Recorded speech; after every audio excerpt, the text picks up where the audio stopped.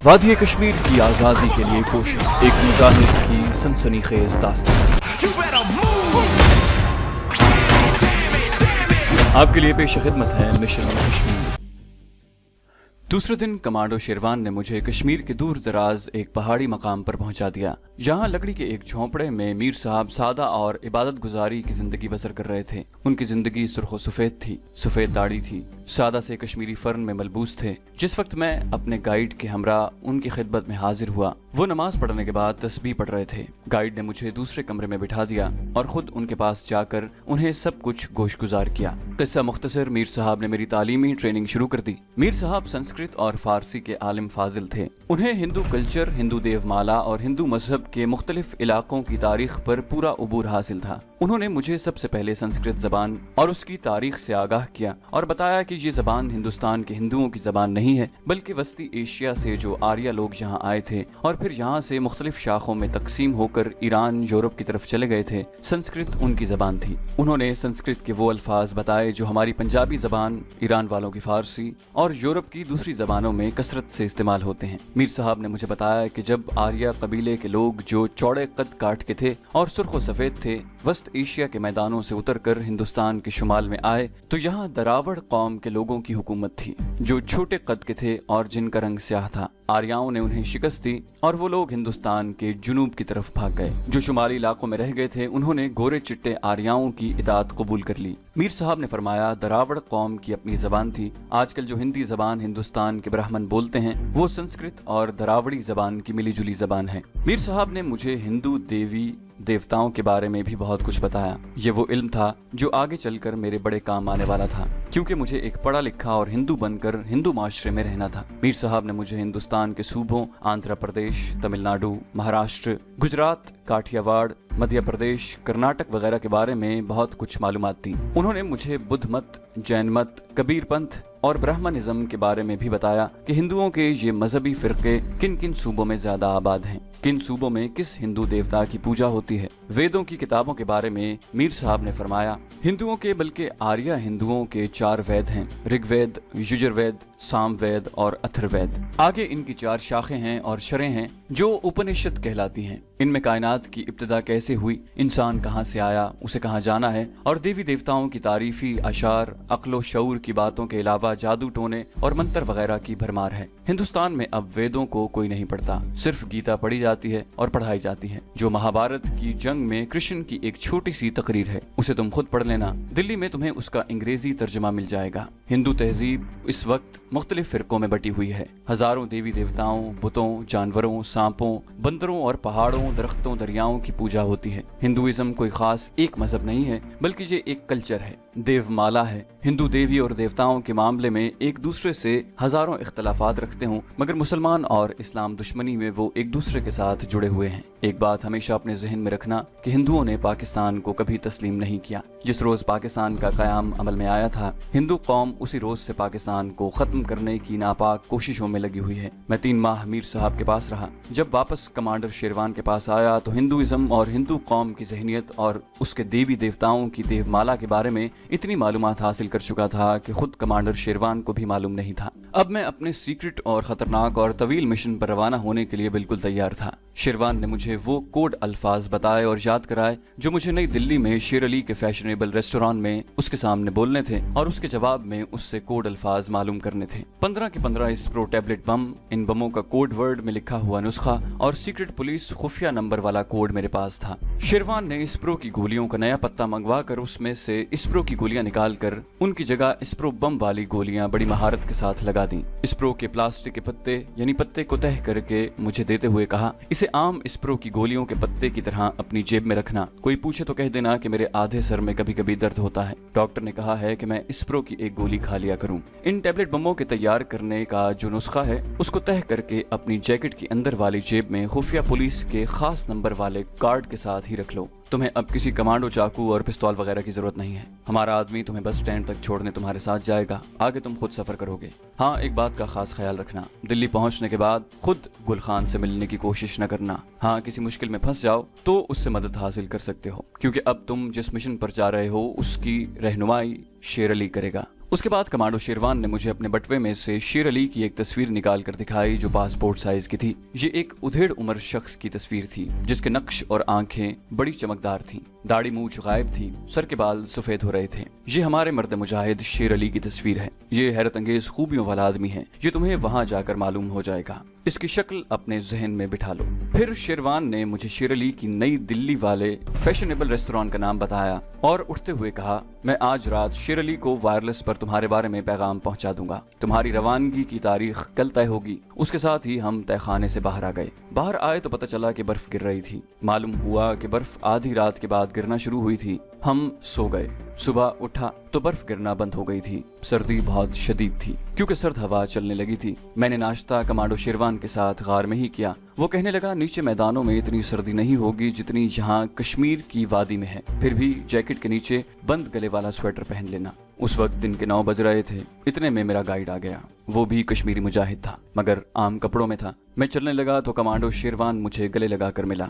अब तुम्हें अल्लाह के सुपुर्द किया। तुम्हारे दिल्ली पहुंचने की खबर मुझे मिल जाएगी। तुम एक ऐसी जंग लड़ने जा रहे हो जो तुम्हें दुश्मन के मोर्चे में बैठकर लड़नी होगी। खुदा तुम्हें कामयाब करे, लेकिन याद रखो खुदा भी उनकी मदद करता है जो अपनी मदद आप करते हैं। खुदा हाफिज। इतना कहकर कमांडो शेरवान गार के अंदर चला गया। मैं अपने गाइड के साथ बस स्टैंड की तरफ चल पड़ा। पहाड़ी रास्ते बर्फ में छुप गए थे। यखबस्ता हवा चल रही थी। हम काफी लंबा पहाड़ी सफर तय करके शहर के लारी अड्डे पर आ गए। यहाँ गाइड मुझसे जुदा हो गया। एक बस जम्मू की तरफ जाने के लिए तैयार खड़ी थी। मैं उसमें सवार हो गया।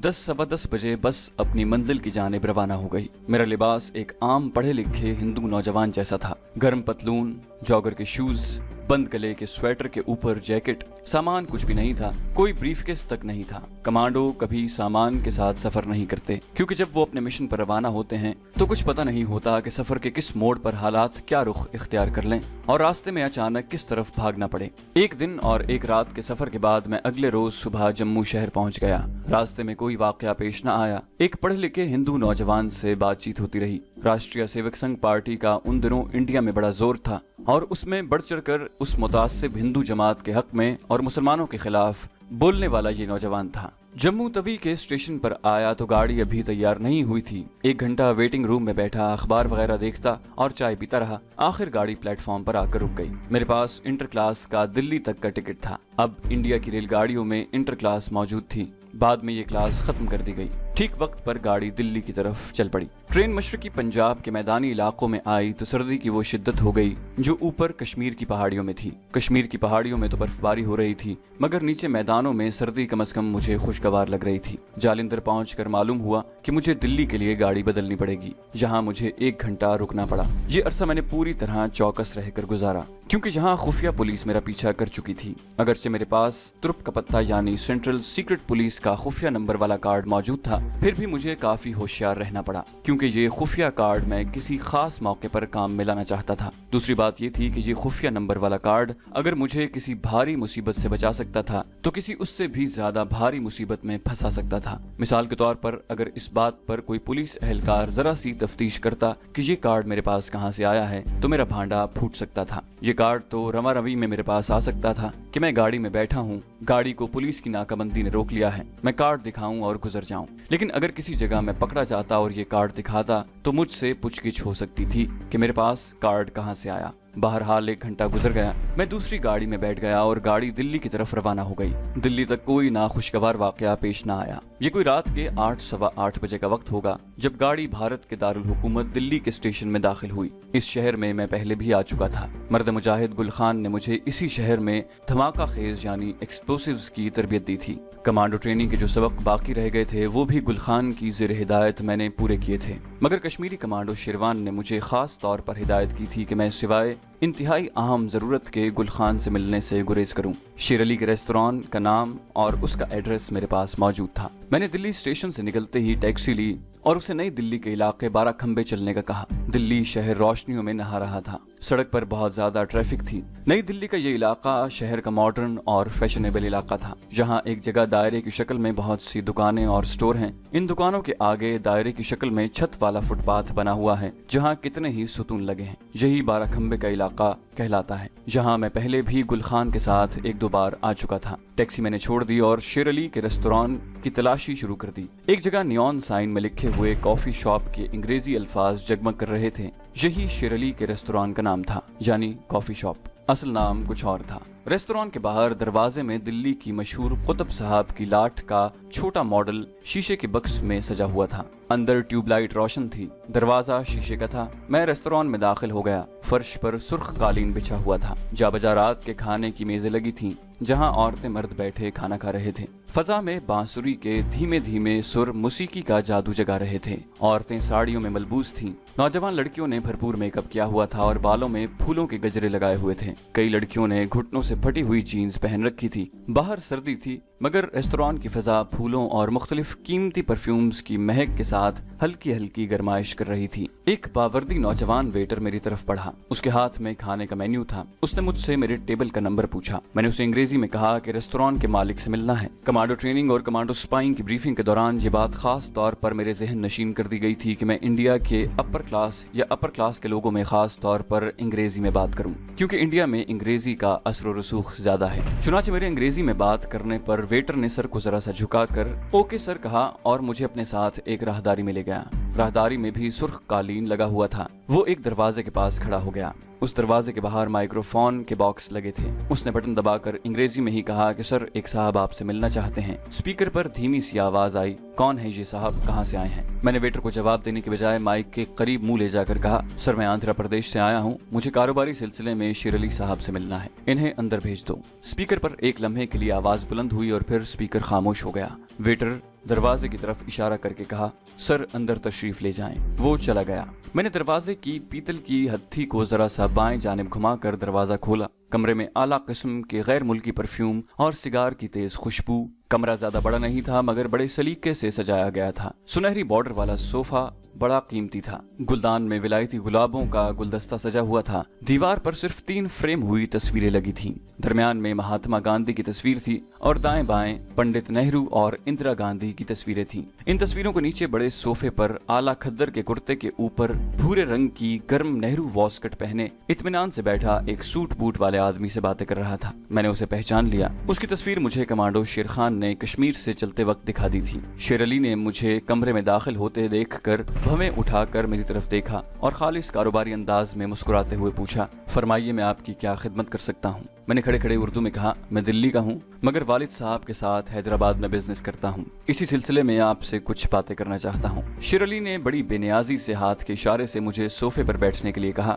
और सूट बूट वाले आदमी से बातों का सिलसिला दोबारा शुरू कर दिया। सूट बूट वाला आदमी ब्रीफ केस में से कुछ कागजात निकाल कर उसे दिखाने लगा और अंग्रेजी में कहा, सर मंत्री साहब के पीए आपके दोस्त हैं। अगर आप मंत्री जी को नहीं कहना चाहते तो उनके पीए से कहकर यहाँ दस्तखत करवा दीजिए। मेरा 2 करोड़ का बिल 6 माह से रुका हुआ है। शेर अली ने उस आदमी को तसल्ली देते हुए कहा, आप ये कागजात अपने पास ही रखें। मैं मंत्री जी के पीए से बात करता हूँ। आप ऐसा करें, कल मुझे किसी वक्त फोन करके मालूम कर लें। सूट बूट वाला आदमी ब्रीफकेस में कागज रखने के बाद उठा। हिंदुओं की तरह हाथ जोड़कर शेर अली को प्रणाम किया, उसका शुक्रिया अदा किया और सर झुकाए दरवाजे की तरफ बढ़ा। शेर अली अब मेरी तरफ मुतवज्जे हुआ। वो सिगार पी रहा था। मेरी निगाहें सूट बूट वाले आदमी पर लगी हुई थी। जब वो कमरे से निकल गया और दरवाजा बंद हो गया तो मैं खामोशी से शेर अली को देखने लगा। शेर अली ने सिगार का हल्का सा कश लगाया। उसकी उंगली में हीरे की अंगूठी थी। बिजली की रोशनी में हल्का सा लश्कारा मारा। ये शख्स वाकई बड़े ठाठ से यहाँ रह रहा था। फरमाइए आप कैसे तशरीफ लाए हैं? कमांडो स्पाई का एक सुनहरी उसूल ये भी होता है कि वो फजूल गुफ्तगू कभी नहीं करता।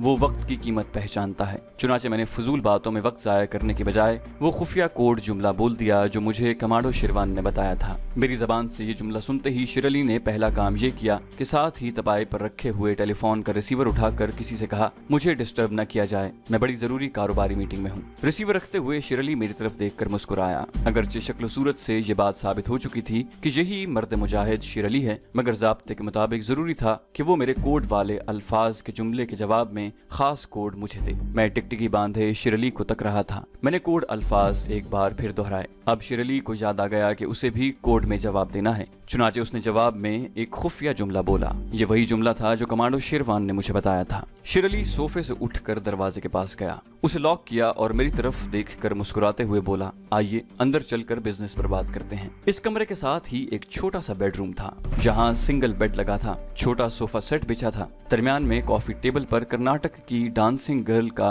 कांसी का मुजस्मा रखा था। कोने में छोटी मेज पर राम और सीता की 2 मूर्तियां सजी हुई थीं। शिरली के बड़े कमरे और बेडरूम का सारा माहौल हिंदुआना था। बेडरूम में आकर शिरली ने मुझे बैठने का कहा, फिर खुद मेरे सामने बैठ गया। सिगार उसने एस्ट्रे में मसल कर बुझा दिया और कहने लगा, बेडरूम में मैं तुमसे ज्यादा आजादी से बात कर सकता हूँ। अगरचे ऐसी कोई बात नहीं है, फिर भी मैं बेहद एहतियात से काम लेता हूँ। मेरे यहाँ सरकारी दरबारी हर किस्म के आदमियों का आना जाना लगा रहता है। खास तौर पर तुमसे यहाँ बेडरूम में ही बात करना मुनासिब समझता हूँ। मुझे शेरवान का पैगाम मिल गया है। मैं तुम्हारा इंतजार ही कर रहा था। मैं तुम्हें कोई उधेड़ उम्र का आदमी समझता था, मगर तुम तो बिल्कुल नौजवान हो। बहरहाल तुमसे मिलकर बड़ी खुशी हुई। क्या तुमने खाना खाया? मैंने कहा नहीं, स्टेशन से सीधा आपके पास ही आ रहा हूँ। तो फिर ऐसा करो कि नीचे चलकर पहले खाना खा लो, उसके बाद तुमसे बातें होंगी। आओ मेरे साथ। शिरली मुझे अपने साथ डाइनिंग हॉल में ले गया। एक कोने में उसके खास मेहमानों के लिए मेज लगी हुई थी, वहां हम बैठ गए। खाना बड़ा पुरतकल्लुफ था। इस दौरान मुझसे दिल्ली के मौसम और पोल्यूशन के बारे में बातें करता रहा। बेरा कोई डिश लेकर आता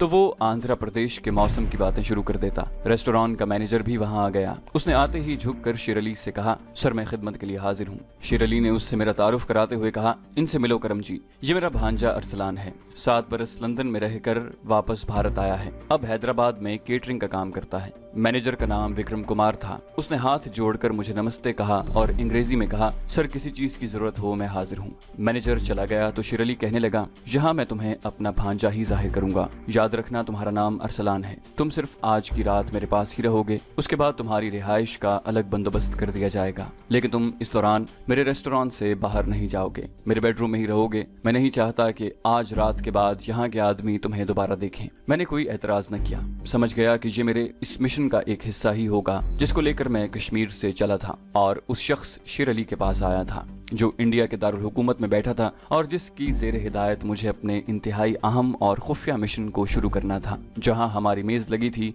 वहां बड़ी मध्यम रोशनी थी और हमारी शक्लें 5-6 गज के फासले से शायद ही किसी को नजर आती। खाना खाने के बाद मैं शेर अली के साथ उसके बेडरूम में आ गया। उसने कहा, अब तुम यहाँ आराम करो, मैं रात के पिछले पहर आऊंगा। दरवाजा अंदर से लॉक कर लेना। ये कहकर वो चला गया। मैंने दरवाजा अंदर से लॉक कर लिया और बिस्तर पर लेटकर सोचने लगा कि शेर अली के जहन में जरूर कोई खास स्कीम है, मेरे लिए कोई खास प्रोग्राम है। मुझे किसी किस्म की परेशानी नहीं थी। मैंने समंदर में छलांग लगा दी थी। अब चाहे कितने ही तूफान आए, मुझे हर हालत में हर तूफान का मुकाबला करना था और इस्लाम, पाकिस्तान और जिहाद कश्मीर के अजीम मकासद को सामने रखते हुए जरूरत पड़ने पर अपनी जान भी कुर्बान करनी थी। एपिसोड उम्मीद करते हैं आपको हमारी कहानी पसंद आई होगी। जाने से पहले इस वीडियो को लाइक कीजिए और शेयर करना मत भूलिए।